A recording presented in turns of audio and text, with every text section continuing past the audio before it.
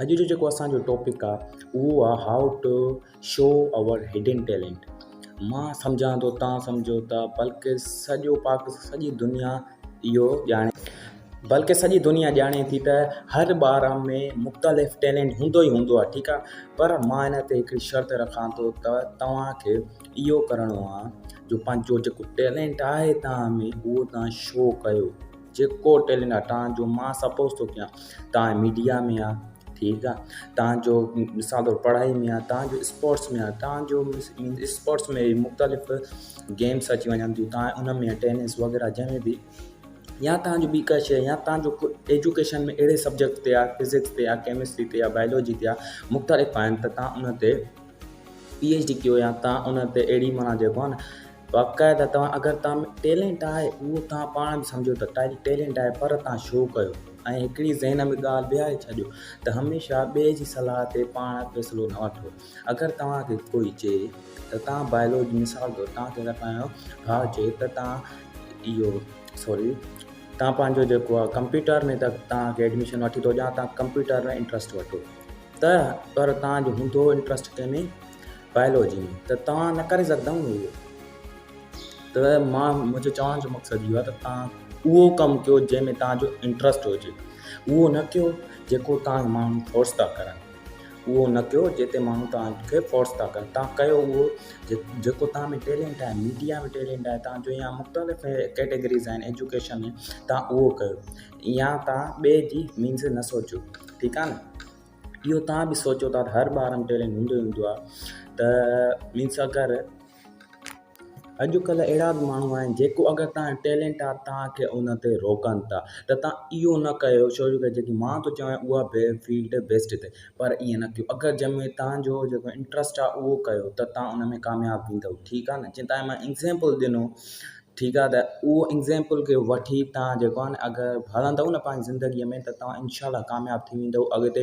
ऐं तव्हां इहो बि ॾिठो हूंदो, तव्हां वॾा जेके बि साइंसदान आहिनि उहे बि माना आहिनि जेके महारत हासिल हुई सब्जेक्ट्स ऐं मुख़्तलिफ़ ते, फिज़िक्स केमिस्ट्री ते, त उहे पंहिंजो वॾो नालो बि कढी आहे। अगरि उन्हनि खे असां चऊं, जेके जीअं जाबिर बिन हयान आहे, उनखे चऊं त असां मेडिकल में तूं पंहिंजो फोकस करें हा, त हू न करे सघे हा, छो करे हुनजी महारत, हुनजो इंट्रस्ट, हुनजो मतिलबु जेको आहे फोकस सॼो कंहिं ते हुयो, केमिस्ट्री ते हुयो, त हू अगरि हुन ते करे हा, हिन ते मेडिकल ते करे हा, त उहो कामयाबु न वञे हा। त मुंहिंजे चवण जो मतिलबु इहो आहे, जंहिंमें तव्हांजो इंट्रस्ट आहे उहा शइ कयो, जेकी माण्हू था चवनि, जेके माना घर वारा था चवनि उहा न कयो। सम्झाइण जी कोशिशि कयो माण्हुनि खे त मूं में टैलेंट आहे, मां करे सघां थो इहा, ऐं हूअ शइ मां नथो करे सघां हुन में, छो करे टैलेंट बि कोन्हे मूंखे ऐं मां हूअ न करे सघंदुमि। त तव्हां इहो चई था सघो त तव्हां उन में कयो जंहिंमें तव्हां इंट्रस्ट आहे, ठीकु आहे। ऐं मां आख़िरी ॻाल्हि इहा कंदुमि, उन खां बाद असां वीडियो ख़तमु कंदासीं। त अॼु मां हिकिड़ी तव्हांखे ॻाल्हि यादि रखे छॾियां, रखो इहा ॻाल्हि पंहिंजे दिमाग़ में, त तव्हां हमेशह ग्रेड वठण जे लाइ, पंहिंजी पोज़ीशन वठण जे लाइ, A ग्रेड हुजे, B ग्रेड हुजे या C ग्रेड, इन 3 ग्रेड वठण जे करे तव्हां न पढ़ो। तव्हां पढ़ो इन ते जो तव्हां जेके एतिरी तव्हां में एलियत हुजे, जो अगरि कोई तव्हां केमिस्ट्री, फिज़िक्स, कंप्यूटर या कंहिं बि ॿिए सब्जेक्ट जो अगरि कोई क्वेश्चन पुछे त तव्हां उनजो कॉन्सेप्टली जवाबु ॾियो, उनखे थारूली न ॾियो। मीन्स उनजो जेको तव्हांजो रटियल आहे त तव्हां उहो जवाबु न ॾियो। हमेशह अगरि टीचर तव्हां पुछंदो व्हाट इज़ केमिस्ट्री, त तव्हां अगरि थारूली अगरि तव्हां जेको माना जेको रटियल हूंदो त उहो सम्झी वेंदो त तव्हां जेको आहे तव्हांजो रटियल आहे ऐं तव्हां रटे ॿुधायो था।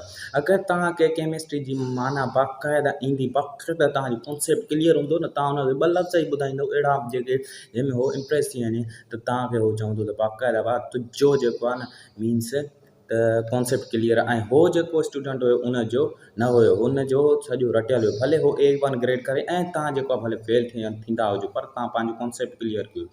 पर त इन तव्हां रटण जी कोशिशि कॾहिं बि न कयो, माण्हू फेल थींदा आहिनि। इन ते 2 महीनो हलंदो थारूली अगरि पढ़ंदव तव्हां, महीनो हलंदो, 2 महीना विसरी वेंदो, ऐं उहा शइ न विसरंदी कॾहिं बि, ठीकु आहे। त तव्हांखे इहो करिणो आहे त तव्हांखे कॉन्सेप्ट तव्हांजो क्लियर हुजे, रटियो न। वॾा साइंसदान हुआ जेके फेल थींदा हुआ, नालाइक हुआ। अगरि आइंस्टाइन जी असां हिते ॻाल्हि करे वठूं, ठीकु आहे, त उहो बि ईअं नालाइक हूंदो हुयो, ठीकु आहे न। उनजो माना घटि मार्क्स ईंदी हुई, पर हुनजो फोकस किथे हुयो, फिज़िक्स ते हुयो, ठीकु आहे।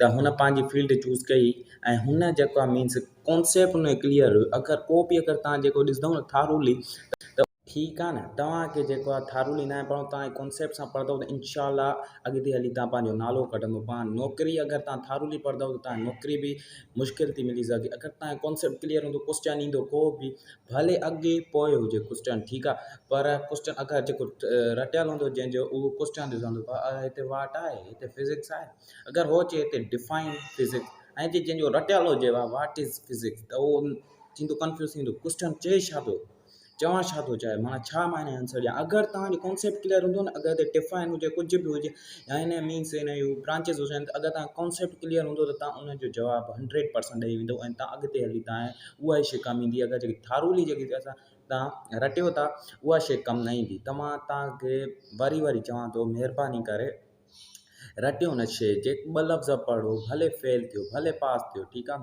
त ग्रेड वठण जी काई ॻाल्हि न आहे, ठीकु आहे, सिर्फ़ु माना पंहिंजो कॉन्सेप्ट क्लियर हुजे, जेकी अॻिते हली शइ कमु बि अचे।